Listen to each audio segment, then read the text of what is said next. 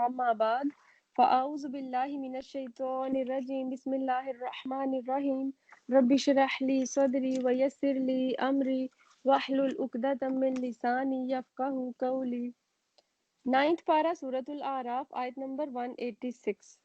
मन युदलिल जिसको भटका देता है अल्लाह अल्लाह फला पस नहीं हादिया लहू कोई हिदायत देने वाला उसको, यानी जिसको अल्लाह भटका दे, जिसको अल्लाह हिदायत से दूर कर दे, तो कोई इंसान ये नहीं कर सकता, कोई नबी, कोई जिन, कोई पैगंबर ये नहीं कर सकता कि उसको हिदायत दे सके। वयज़रुहुम और छोड़ देता है उनको फी तुग़यानिहिम इनकी सरकशी में, यामहून वो हैरान फिरते हैं। यस अलूना का वो पूछते हैं आपसे अनिस्साअति अय्याना मुरसाहा क़यामत के बारे में कि कब है ठहरना उसका। यानी एक ही क्वेश्चन बार बार किए जा रहे थे नबी सल्लल्लाहु अलैहि वसल्लम से कि जिस अजाब की और जिस क़यामत की आप हमें धमकी दिए चले जा रहे हैं वो कब आएगी। यानी हम वो इस तरह से तंजिया कहा करते थे कि हमारे तो कान पक गए ये सुन सुन कर के क़यामत आने वाली है, तो आप बताएं कि कब आएगी। तो फरमाया जा रहा है कुल इन्नमा इल्मुहा इंदा रब्बी, तो कह दीजिए कि बेशक इल्म इसका मेरे रब के पास है। यानी किसी नबी, किसी जिन, किसी वली, किसी इंसान को भी इस चीज का इल्म नहीं है कि क़यामत कब आएगी। और इसी तरह एक दफा ऐसा हुआ कि कोई आदमी ऐसे मजलिस लगी हुई थी, नबी सल्लल्लाहु अलैहि वसल्लम के पास कुछ लोग बैठे हुए थे, तो बाहर से आया और उसने आवाज लगाई कि या रसूलल्लाह सल्लल्लाहु अलैहि वसल्लम आप बताएं कि क़यामत कब आएगी। तो आप सल्लल्लाहु अलैहि वसल्लम ने फरमाया कि क्या तूने तैयारी कर ली। यानी उसने जो चीज चल पड़ी वो पहुंच ही आएगी।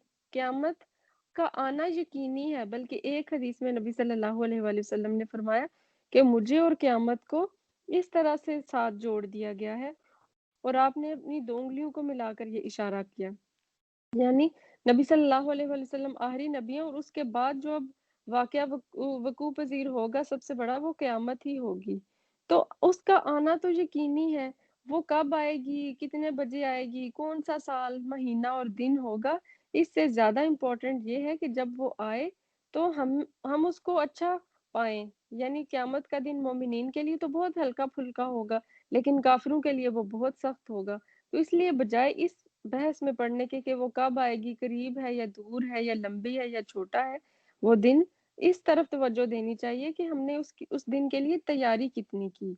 ला युजल्लीहा ना जाहिर करेगा उसको, लिवक्तिहा इसके वक्त पर, इल्लाहु मगर वही, सकुलत फिस समावाति वल अर्द बारी होगा आसमानों में और जमीन में।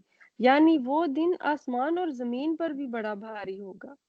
देखें कि जो क़यामत की डिस्क्रिप्शन आती है 30th पारा में, अगर उसको पढ़ें तो आसमान और ज़मीन की जो उसमें डिस्क्रिप्शन बयान की गई है कि किस तरह से पहाड़ रुई के गालों की तरह उड़ने लगेंगे, और ये चांद, सितारे और सूरज किस तरह से अपने मदार को छोड़ देंगे और टूट फूट का शिकार हो जाएंगे, और जो ज़मीन है वो मैदे की आटे की रोटी की तरह बन जाएगी, यानी इस तरह से सफ़ेद और सीधी। ला तअतीकुम इल्ला बग़ता नहीं आएगी तुम्हारे पास मगर अचानक।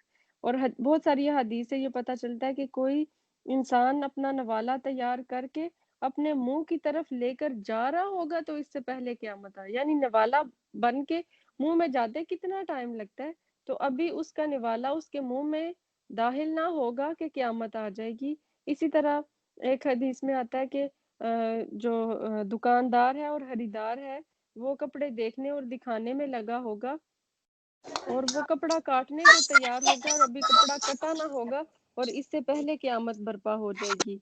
इसी तरह से आता है कि कोई इंसान, यानी वो जो अपने जानवरों की देखभाल करते हैं, तो वो जानवर को पानी पिलाने के लिए ले जाएगा और जानवर के पानी पीने से पहले क़यामत आ जाएगी।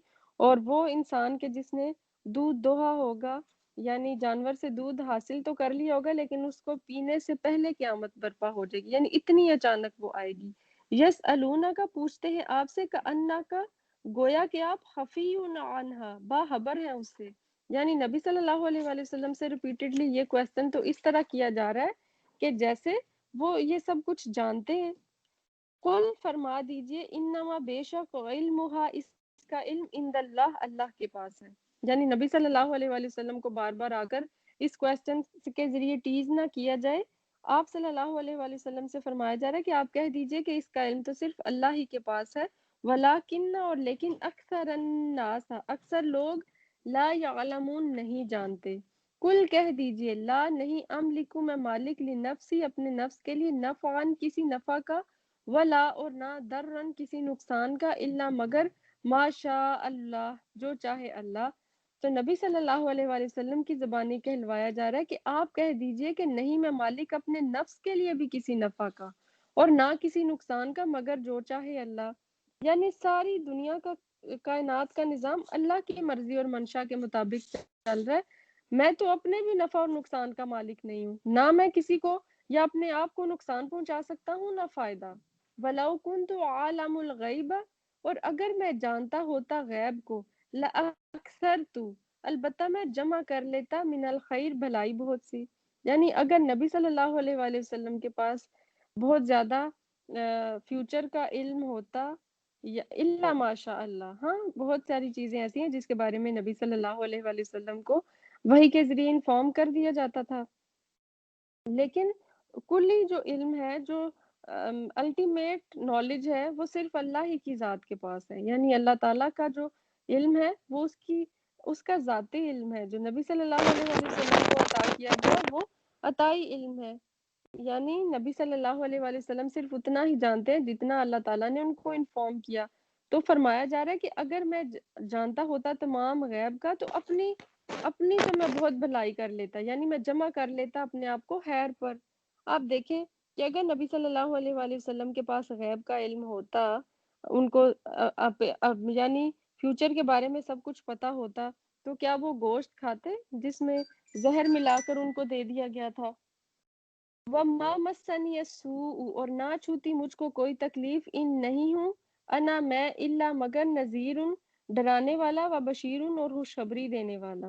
نبی صلی اللہ علیہ وآلہ وسلم کی یہاں کوالٹیز بتائی جا رہی ہیں کریکٹرسٹکس بتائی جا رہی ہیں کہ وہ تو نذیر ہیں اور بشیر ہیں. یعنی یہ جو کویسچن ان سے بار بار کیا جا رہا ہے کہ قیامت کب آئے گی تو اس کا آنسر صرف اللہ تعالیٰ کی ذات کے پاس ہے. نبی صلی اللہ علیہ وآلہ وسلم کا کام تو لوگوں کو برے انجام سے ڈرانا اور جنت کی خوشخبری سنانا ہے. لِقَوْمٍ یؤمنون اور اس قوم کے لیے جو ایمان لاتی ہو. والذی وہ وہی ذات ہے خلقکم جس نے پیدا کیا تم کو من نفس واحدہ ایک ہی جان سے وجعل اور بنایا منہا اس سے زوجہا اس کا جوڑا. اور وہ اللہ وہ ذات ہے جس نے پیدا کیا تم کو ایک جان سے اور بنایا اس سے اس کا جوڑا یعنی ہسبینڈ اینڈ وائف لیسکنا تاکہ سکون حاصل کرے الیہا اس کی طرف. لیکن ہم تو ہسبینڈ وائف ایک دوسرے کے لیے آج کل پورے معاشرے میں دیکھ لیں کہ سکون کا باعث کم اور تکلیف کا باعث زیادہ بنے ہوئے ہیں. وہ اگر کسی بھی آپ ہسبینڈ سے یا وائف سے پوچھیں تو وہ اپنے اسپاؤس سے ہی جان چھڑانے کی کرے گا کہ دنیا میں سب سے برا شخص تو شاید وہی ہے جو میرا اسپاؤس بن گیا چاہے وہ وائف ہے یا ہسبینڈ ہے. لیکن اللہ تعالیٰ نے یہ رشتہ کس لیے بنایا لیسکنا تاکہ وہ سکون حاصل کرے. اور قرآن میں کتنی اور جگہوں پر اس رشتے کو ڈیفائن کیا گیا. مودت اور رحمت کا ورڈ اس کے لیے یوز کیا گیا اور اس کے لیے لباس کی مثال دی گئی کہ ہن لباس لکم وانتم لباس لہم کہ وہ تمہارا لباس ہے اور تم ان کا لباس ہو. اور اگر ہم لباس کی دیکھیں کہ کتنی ضرورت ہوتی ہے. ایک تو ہمیں سردی گرمی سے بچاتا ہے ہمیں زینت دیتا ہے ہمارے عیبوں کو ڈھانپتا ہے. تو اگر ہم لباس کی جو اللہ تعالیٰ نے اگزامپل دی ہے ہسبینڈ اینڈ وائف کی اگر ہم ایک دوسرے کا سچ میں لباس بنے تو لیسکنا واقعی اس میں ہم سکون حاصل کریں. کیونکہ ہم اپنے لباس کی جو ڈیمانڈ ہے اس کو پورا نہیں کر رہے ہم اس کے عیب خود ہی ظاہر کر رہے ہیں یا کہیں سے ہم پھاڑ دیتے ہیں رہنے کر دیتے ہیں اپنے ہی لباس میں ہم چھید کر کے سوراخ کر کے لوگوں کو جب دکھاتے ہیں اپنی باتیں لیک آؤٹ کر دیتے ہیں تو پھر کیا ہوتا ہے کہ وہ رشتہ سکون کی بجائے ایک تکلیف کا باعث بن جاتا ہے. لیکن آپ یہاں اگر غور کریں تو اللہ تعالیٰ نے کتنی خوبصورتی سے اس رشتے کو بیان کیا ہے کہ وَجَعَلَ مِنْهَا زَوْجَهَا لِيَسْكُنَ إِلَيْهَا کہ ہم نے بنایا اس کا جوڑا تاکہ وہ اس سے سکون حاصل کرے. فَلَمَّا پھر جب تَغَشَّاهَا اس نے ڈھانپ لیا اس کو حملت اس نے اٹھایا حملن بوجھ خفیفاً ہلکا سا. یعنی جب اس نے ڈھانپ لیا ہسبینڈ وائف کے پاس گیا تو کیا ہوا ہلکی سی پریگنینسی ہو گئی، یعنی پہلے آپ دیکھیں کہ جو ارلی سٹیجز ہوتی ہیں عورت کو پتہ بھی نہیں ہوتا کہ میری باڈی میں کیا کیا چینجز ہو گئی اور کس طرح سے وہ عمل پروان چڑھتا ہے. فمرت، بس چلتی رہی بھی ساتھ اس کے، یعنی پہلے وہ ہلکی پھلکی لائٹ سا فیل کرتی ہے، وہ گھومتی پھرتی رہتی ہے، چلتی رہتی ہے. فلما، پھر جب اسقلت، وہ بوجھل ہو گئی، یعنی لاسٹ منتھس میں جب بیبی کا ویٹ بہت زیادہ ہو جاتا ہے، دعوا اللہ، تو دونوں نے پکارا اللہ کو، ربہما، جو رب ہے ان دونوں کا، لئن، البتہ، اگر آتیتنا، دیا تو نے ہم کو، صالحن، صالح اولاد، یعنی اچھی صحت مند اعضاء والی، لنکونن، البتہ ہم ضرور ہو جائیں گے، من الشاکرین، شکر کرنے والوں میں سے. تو جب یہ کسی خاص انسان کے بارے میں نہیں ہے، کوئی بھی جب کوئی کپل ہوتا ہے ان کے ہاں پریگنینسی کی نیوز آتی ہے تو وہ دعائیں کرنے لگتے ہیں کہ اللہ تعالیٰ ہمیں صالح اولاد سے نواز، صحت مند اولاد سے نواز، تو ہم تمہارے بڑے شکر گزار رہیں گے. لَنَكُونَنَّ مِنَ الشَّاكِرِينَ، اس ٹائم پہ ہم اللہ تعالیٰ سے بڑے وعدے کرتے ہیں کہ ہم ایسا کریں گے اور ویسا کریں گے. فَلَمَّا، تو جب آتاہما، اس نے دیا ان دونوں کو، صالحاً، صحیح سلامت، جعلا، ان دونوں نے بنا لیے، لہو، اس کے لیے، شرکاء، شریک. اس سے پہلے جب بچہ ڈیلیور نہیں ہوا تھا بڑی دعائیں مانگ رہے تھے، لیکن جب بچہ مل گیا تو پھر کہنے لگے یہ تو فلاں ڈاکٹر کے وسیلے سے مل گیا، یہ تو اس سارا کریڈٹ اس ڈاکٹر کو ہی جاتا ہے، یا پھر فلاں کی دوائی، یا پھر فلاں کی دعا، یا فلاں استانے سے یہ نمک لا کے کھا لیا تھا، یا کچھ ایسی خرافات لے آتے ہیں کہ اللہ کو کریڈٹ دینے کی بجائے اور لوگوں کو اس کا کریڈٹ دے دیتے ہیں، یعنی پھر وہ اپنے شریکوں کو کے اس کے نام پہ کر دیتے ہیں. فیما، اس میں جو آتاہما، اس نے دیا ان کو، فتعالی، پس بلند ہے، اللہ عما، اس سے جو یشرکون، وہ شریک ٹھہراتے ہیں. اللہ کو کوئی فرق نہیں پڑتا. اللہ تعالیٰ تو الخالق ہے، الباری ہے، المصور ہے، اس نے تو اولاد دی، وہ الوہاب ہے، وہ دینے ہی والا ہے.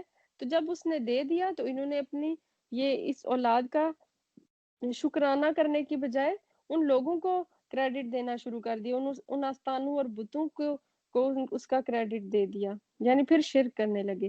ایشرکون، کیا وہ شرک ٹھہراتے ہیں، ما، جو، لا، نہیں، یخلق، پیدا کرتا، شیئن، کچھ بھی، وہم یخلقون، اور وہ پیدا کیے جاتے ہیں. یعنی جن ہستیوں کو یہ کریڈٹ دے رہے ہیں ان کو بھی تو اللہ نے ہی خود پیدا کیا. وہ اس قابل کہاں کہ کسی کو اولاد دے سکیں، چاہے وہ کوئی بت ہے، کوئی آستانہ ہے، کوئی قبر، کچھ بھی ہے، اس کو بھی تو اللہ ہی نے تخلیق کیا جو سب سے بڑا خالق ہے. تو یہ پھر کیسے شرک کر سکتے ہیں. ولا، اور نہیں، یستطیعون، وہ استطاعت رکھتے، لہم، ان کے لیے، نصرن، کسی مدد کی، ولا، اور نہ، انفسہم، اپنے نفسوں کی، ینصرون، وہ مدد کر سکتے ہیں. جو اپنی مدد آپ نہ کر سکے وہ دوسروں کی مدد کیا کرے گا. یہ ان لوگوں سے مدد کی امید رکھتے ہیں کہ جو اپنی مدد آپ نہیں کر سکتے، یعنی وہ بت یا وہ قبریں کہ جو ایک بے بسی کا نشان بنے ہوئے. اگر آپ بت کے سامنے کھانا رکھیں، کوئی اس کو مارے، کوئی اس کی تعریف کرے، اس کو کوئی فرق نہیں پڑتا، اس کو بودر نہیں کرتا، کیونکہ اس کو سمجھ ہی نہیں ہے، وہ اس کا وہ ڈیزرو ہی نہیں کرتا یہ سب. تو وہ جو اپنی مدد آپ نہیں کر سکتا کہ اگر آپ اس کو ماریں، جیسے حضرت ابراہیم علیہ السلام نے کیا کیا تھا کہ سارے بتوں کو مار کر، اور جو سب سے بڑا بت تھا اس کے کندھے پر کلہاڑا رکھ دیا. تو جب لوگوں نے پوچھا کہ کس نے ہمارے بتوں کا یہ حال کیا، تو فرمایا اس بڑے بت سے ہی پوچھ لو کہ یہ اپنی حفاظت خود نہیں کر سکتے تو تمہاری حفاظت کیا کریں گے. اور جب حضرت ابراہیم علیہ السلام نے ایسا کیا تو کیا کہا گیا کہ اپنے بتوں کی مدد کرو، اپنے ابراہیم کو جلاؤ اور اپنے بتوں کی مدد کرو. تو وہ بت کیا کہ جو آپ کی مدد کرنے کی بجائے آپ کو الٹا ان کی مدد کرنی پڑ رہی ہے، آپ کو ان کی حفاظت کرنی پڑ رہی ہے. تو اگر انسان اپنے شعور اور اپنی عقل کے ناخن لے تو وہ یہیں سے سمجھ سکتا ہے کہ یہ کیا کہ کس چیز کے پیچھے وہ پڑا ہوا ہے.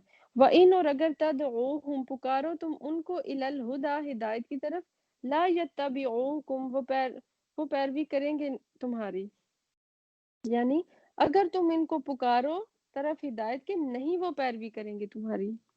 سواء علیکم، برابر ہے ان پر، अदअउतुमूहुम, हुआ पुकारो तुम इनको, अम या अंतुम तुम सामितून तुम चुप रहो।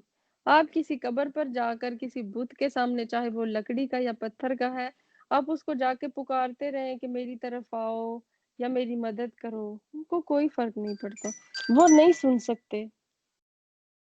इन्नल्लज़ीना, बेशक वो हस्तियां, तदऊना जिन्हें तुम पुकारते हो, मिन दूनिल्लाहि, अल्लाह के सिवा, इबादुन बंदे हैं, अमसालुकुम तुम्हारी तरह, फदऊहुम पस पुकारो उनको, फलयस्तजीबू फिर चाहिए कि वो जवाब दें, लकुम तुमको, इन कुंतुम सादिकीन अगर तुम सच्चे हो। बेशक वो हस्तियां जिन्हें तुम पुकारते हो अल्लाह के सिवा, बंदे हैं तुम्हारी ही तरह के, यानी वो लोग के जिनको तुमने अपना माबूद बना रखा है, जो झूठे इलाह तुमने बना रखे हैं। जैसे हमने हजरत नूह अलैहिस्सलाम की कौम के बारे में जब पढ़ा था कि उनके कुछ बहुत ज्यादा नेक लोग थे, जब वो दुनिया से चले गए तो इन लोगों ने अपने पहले तो ऐसा किया कि उनकी कंसंट्रेशन के लिए, यानी हमारी इबादत में उस तरह से कंसंट्रेशन नहीं आती, तो हम ऐसा करते हैं कि उनकी तस्वीर सामने रख लेते हैं। जब उन्होंने उनकी तस्वीर बना के सामने रख ली, फिर आहिस्ता आहिस्ता वो मुजस्मे में तब्दील हो गई, फिर वो मुजस्मे बहुत बड़े बुत बनते चले गए, फिर उन बुतों की और कॉपीज बनती चली गई, तो इस तरह शिर्क जो है वो फैलता ही चला गया। अल्लाह ताला फरमा रहे हैं कि बेशक वो हस्तियां जिन्हें तुम पुकारते हो अल्लाह के सिवा, बंदे हैं तुम्हारी तरह के, यानी वो अगर नेक बंदे थे तो तुम्हारी ही तरह थे, अब वो चले गए, अब वो नहीं सुन सकते, फदऊहुम पस पुकारो उनको, फलयस्तजीबू फिर चाहिए कि वो जवाब दे तुमको, इन कुन तुम सादिकीन अगर तुम सच्चे हो। यानी जिनको तुम पुकारते हो, जैसे उन लोगों ने उन जो उनके नेक बंदे थे उनकी तस्वीरें और मुजस्मे बना लिए थे, अल्लाह ताला फरमा रहे हैं कि इबादुन अमसालुकुम, वो भी तुम्हारी ही तरह के इंसान थे, लेकिन अगर तुम अपने इस शिर्क में और जो तुमने तावीलें घड़ रखी हैं इसमें सच्चे हो, तो फदऊहुम फलयस्तजीबू, अगर तुमने पुकारने से बाज नहीं आना तो फिर उनको भी तो चाहिए कि तुम्हें जवाब दें, लेकिन अगर वो जवाब नहीं दे रहे तो इसका क्या मतलब है कि वो तो खुद कमजोर है। अब मजीद कुछ उनको दलाइल दिए जा रहे हैं तौहीद पर कि शायद वो शिर्क करने से बाज आ जाए, और वो जो माबूदाने बातिल उन्होंने अपने ही हाथ से घड़ रखे हैं, उनके उनके ऊपर यानी हुज्जत तमाम की जा रही है। अलहुम अर्जुलुन यमशूना बिहा, क्या इनके लिए पाँव है कि वो चलते हैं इनके साथ, अम लहुम ऐदी यबतिशूना बिहा, या इनके लिए हाथ है कि वो पकड़ते हैं साथ उनके। यबतिशूना का वर्ड बा तौशीन से है, बत्श, बत्श कहते हैं पकड़, पकड़ को, जैसे वो एक और जगह पर आता है ना, इन्ना बत्श रब्बी कला शदीद, कि अल्लाह ताला की पकड़ बहुत सख्त है।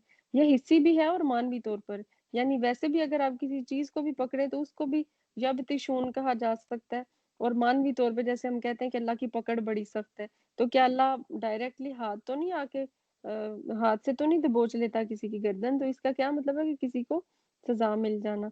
अम लहुम ऐदी यबतिशूना बिहा, या इनके लिए कोई हाथ है कि जिनसे वो पकड़ते हैं। अम लहुम आयुनुन युबसिरूना बिहा, या उनके लिए आंखें हैं कि वो देखते हैं साथ इनके। अम लहुम आजानु यस्माऊना बिहा, या इनके लिए कान है कि वो सुनते हैं साथ इनके। कुलिदऊ शुरकाअकुम, कहिए कि पुकारो अपने शरीकों को, सुम्मा फिर की दूनी चाल चलो मेरे खिलाफ, फला तुनजिरून फिर ना तो मोहलत दो मुझको, यानी जिनके ना तो हाथ पाँव हैं, ना वो चल सकते हैं। अम लहुम आज़ानु यस्माऊना बिहा, जो सुन नहीं सकते, और जो सुन ना सके वो बोल भी नहीं सकता, जो बहरा होता है वो गूंगा भी होता है, यानी जो बिल्कुल ना अपनी हिफाजत कर सकते हैं, ना कुछ पकड़ सकते हैं, ना चल सकते हैं, ना सुन सकते हैं, ना बोल सकते हैं, तो ऐसों को पुकारने का क्या फायदा। कुलिदउ शुरकाअकुम सुम्मा कीदूनी फला तुनजिरून, कहिए कि पुकारो अपने शरीकों को, फिर चाल चलो मेरे खिलाफ, फिर ना तो मोहलत दो मुझको। अक्सर जब आप किसी के इलाह के बारे में कोई बात करो कि ये बुतों के आगे झुकना मना है, या ये किसी भी तरह का अगर कोई कब्र पे जाके सजदे करते हैं, तो वो क्या कहते हैं कि ना ऐसी बात ना करो, तुम्हें मार पड़ जाएगी। जैसे हज़रत शुएब अलैहिस्सलाम की कौम ने भी क्या कहा था कि हज़रत शुएब जिस तरह की बातें कर रहे हैं, ये इसलिए कि ये जो हमारे माबूद हैं इनको बुरा कह रहे थे, तो इसलिए इन पर अब इनकी अकल में कोई नाउज़ुबिल्लाह फतूर आ गया, और इनको सख्त मार पड़ गई है हमारे बुतों की।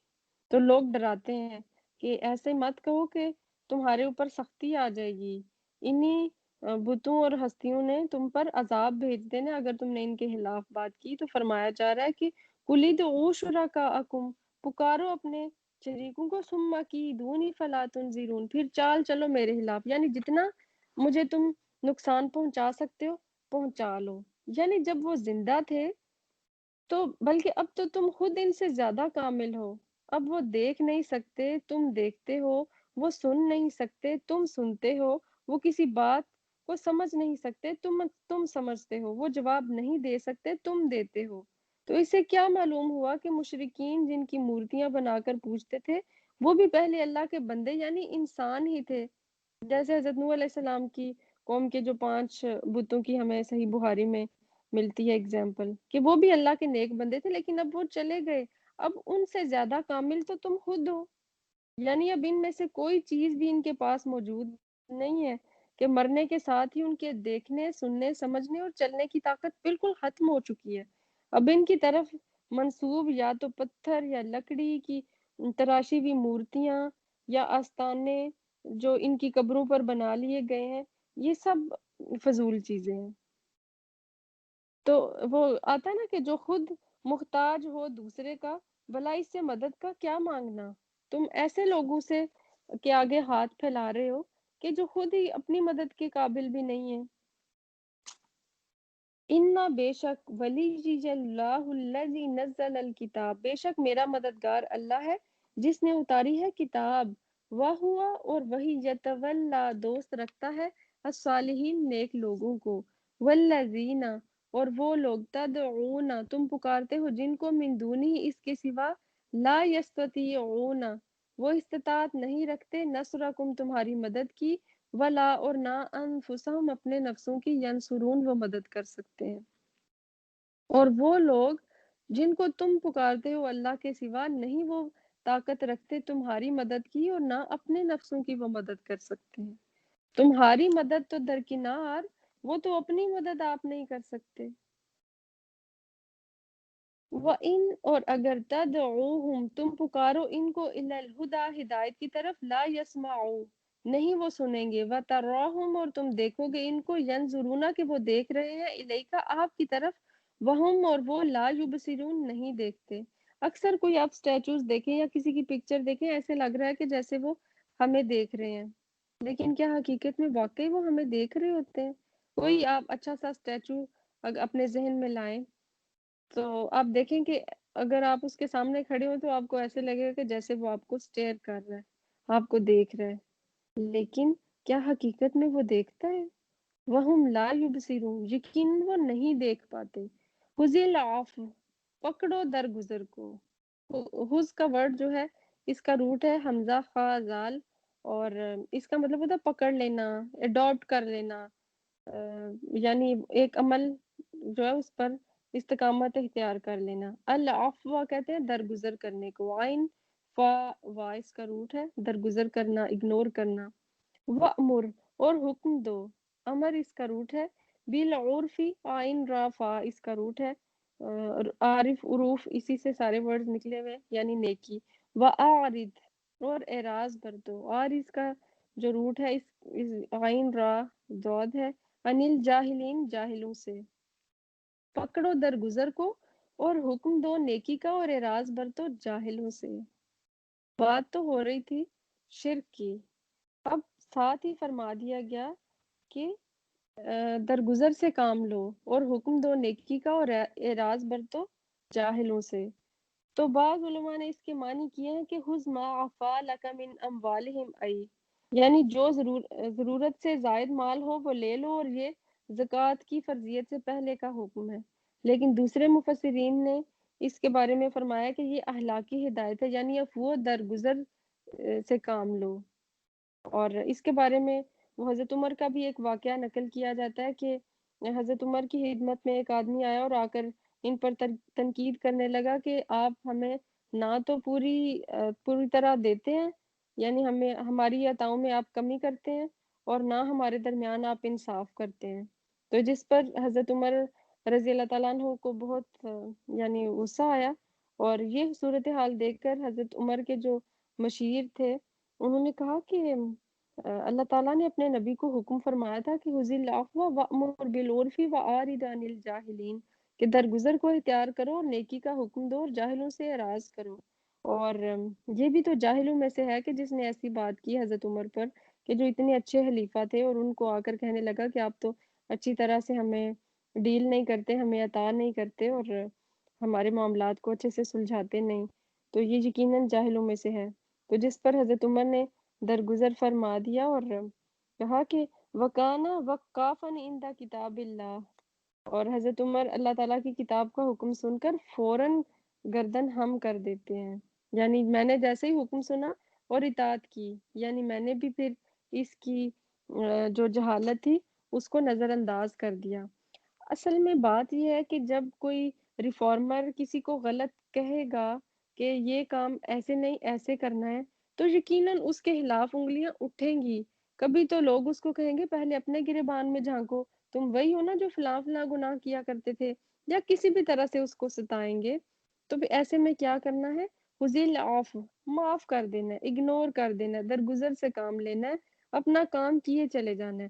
وَأْمُرْ بِالْعُرْفِ، اور نیکی کا حکم دینے سے باز نہیں آنا کہ لوگ تو ہمیں ڈسکریج کر رہے ہیں، وہ تو الٹا ہمارے اوپر کیچڑ اچھالنے لگے ہیں، بلکہ ان کی جو خطائیں ان سے درگزر سے کام لینا۔ وَأَعْرِضْ عَنِ الْجَاهِلِينَ، یعنی اعراض برتنا ہے۔ ایک اور جگہ پر بھی آتا ہے نا کہ جب یہ کسی مومن کا جاہل سے واسطہ پڑے تو قالوا سلاما، وہ سلام کہہ کر آگے گزر جاتا ہے، وہ فضول بحث میں نہیں پڑ جاتا کہ نہیں ایسے نہیں ویسے اور بس اپنی بات منوانا ہی اس کے لیے زندگی اور موت کا مسئلہ بن جائے، بلکہ جب اس کو پتا چلے کہ بحث برائے بحث شروع ہو چکی ہے اور اب اس میں وقت ضائع کرنے کا کوئی فائدہ نہیں، تو وہ پھر قالوا سلاما، وہ کہتے ہیں السلام علیکم، بس صحیح ہے جیسے آپ ہیں رہیں، ان سے اعراض کرتا ہے، یعنی just ignore, just ignore, just ignore.